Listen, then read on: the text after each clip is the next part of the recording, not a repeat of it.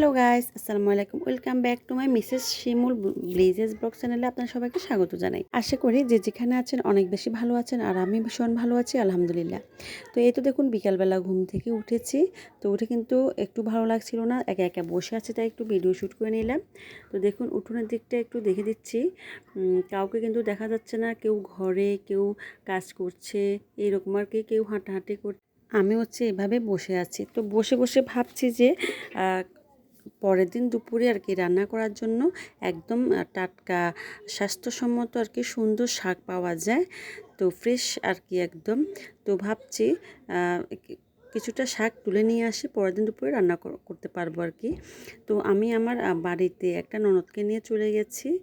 আমাদের বাড়ির পাশে আর কি পুকুরের পাশে একটা জমিনে একদম সুন্দর সুন্দর অনেকগুলো শাক দেখা যাচ্ছে। তো এখান থেকে আমি কিছুটা তুলে নিয়েছি। তো এই যে শাকগুলো দেখতে পাচ্ছেন, কোনো ধরনের সার ওষুধ ছাড়া একদম তরতাজা, একদম ফ্রেশ, কোনো ধরনের সার নেই, ওষুধ নেই, কিছুই নেই। তো এই শাকগুলো হচ্ছে খুবই ভিটামিনযুক্ত। তো আমরা তো গ্রামে থাকি, আমাদের কিন্তু সৌভাগ্য হয় এরকম একদম ফ্রেশ শাক খাওয়ার জন্য আর কি। তো এখান থেকে কিছুটা আমি আমার ননদকে বলছিলাম তুলে নেওয়ার জন্য। তো আমি ভিডিও করছিলাম, ওই জন্য ও আর কি ক্যামেরার সামনে আসতে চাইছে না। তো তাও আমি যখন জোর করে বলেছি, তো আমাকে কয়েকটা তুলে দিয়েছি।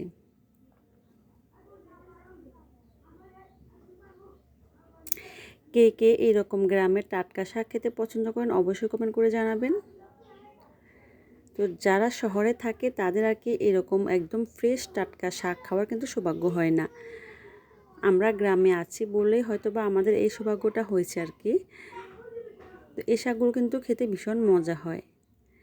তো এই শাকগুলো কিন্তু আপনারা রান্না করে খেতে পারেন, অথবা আপনারা আলু দিয়ে হচ্ছে ভর্তা করেও কিন্তু খেতে পারেন। তো এই তো কয়েকটা তুলে নিয়েছি, একদম ফ্রেশ দেখতে পাচ্ছেন। তো এখন হচ্ছে আমি বাড়িতে চলে আসছি। তো বাড়িতে আসার সময় দেখতে পাচ্ছি, তো আমার বাড়ির আর কি চাচিরা সবাই হচ্ছে এভাবে বাড়ির উঠোনে দাঁড়িয়ে সবাই মিলে গল্প করছে।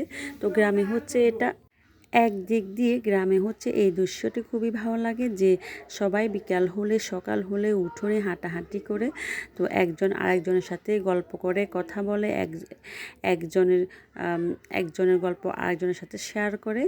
তো গ্রামের মানুষরা হচ্ছে আর কি একজনের সুখে সুখী হয়, একজনের দুঃখে দুঃখী হয়।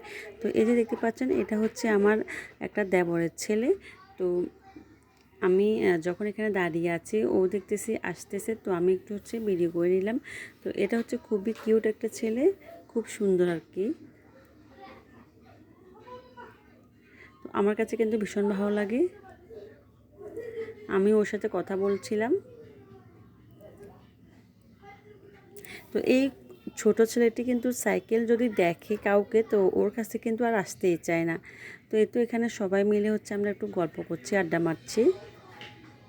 এই তো দেখতে পাচ্ছেন আরেকটি ছোট ছোট দুইটি কিউট কিউট মেয়ে। তো এগুলো হচ্ছে, একটা হচ্ছে আমার দেবরের মেয়ে, একটা হচ্ছে আমার ননদের মেয়ে। মেয়েগুলো কিন্তু খুবই কিউট।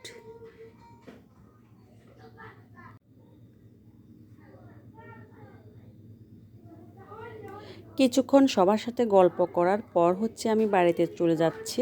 তো এইভাবে গ্রামে সবার সাথে বিকালবেলা একটু আড্ডা মারতে খুবই ভালো লাগে, খুবই আনন্দ লাগে আর কি। তো শহরে দেখা যায় একা একা বসে থাকতে হয়, তো সেই হিসেবে গ্রামের এই দিকটা কিন্তু অনেক বেশি ভালো লাগে। তো আজকের মতো এখানে বিদায় নিচ্ছি।